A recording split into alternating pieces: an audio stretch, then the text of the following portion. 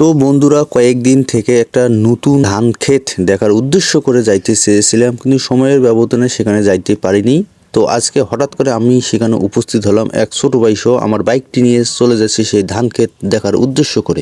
আলহামদুলিল্লাহ, এক কৃষক ভাই বড় মৌসুমের হীরা 2 ধান আমন মৌসুমে এত সুন্দর করে ফলন ফলিয়েছেন যে এত সুন্দর আপনারা না দেখলে সেটা বিশ্বাস করতে পারবেন না। এত সুন্দর সেই ধানের ফলন হয়েছে, সেই বাম্পার সুন্দর ফলন হয়েছে। তো জীবনে এই প্রথম দেখলাম বড় মৌসুমের ধান আমন মৌসুমে সুন্দর ফলন হয়, সেটা বাম্পার ফলন। আপনারা না দেখলেই বুঝতে পারবেন না। আমার জীবনে এটা আমি প্রথম দেখলাম। সেই সুন্দর ধান হয়েছে, পাখি ধান খাবে বলে সেই টিন বেঁধেছে সেই ধান ক্ষেতের মধ্যে। তো আগাম ধান উৎপাদন করলে পাখি ধান খাবে, বিভিন্ন ধরনের পশু পাখি ধান খাবে বলে এটা পাখি তাড়ানোর একটা প্রাচীন পদ্ধতি সেই ধান ক্ষেতের মধ্যে লাগানো হয়েছে। আমি সেই মোটর বাইকটি রেখে আমি সেই ধানগুলো দেখতেছি। ধান দেখে আমার মন প্রাণটা একেবারে জুড়িয়ে গেল।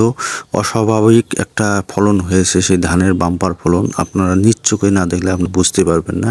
সেই সুন্দর আমি বাইকটি রাস্তার ধারে এখানে আছে। তো এই কৃষক ভাইকে হাজার সেলুট এবং সালাম জানাই ভালো ফলন উৎপাদন করার জন্য। তো চাইলে আপনারাও আগামীতে এই ধরনের হীরা 2 ধান আগাম আপনারা আমন ধানে লাগাতে পারে। তো আলহামদুলিল্লাহ, কৃষক বাঁচলে দেশ বাঁচবে। তো আমরা কৃষকের সম্মান প্রদর্শন করি এবং যথাযথ মর্যাদা আমরা রাখি।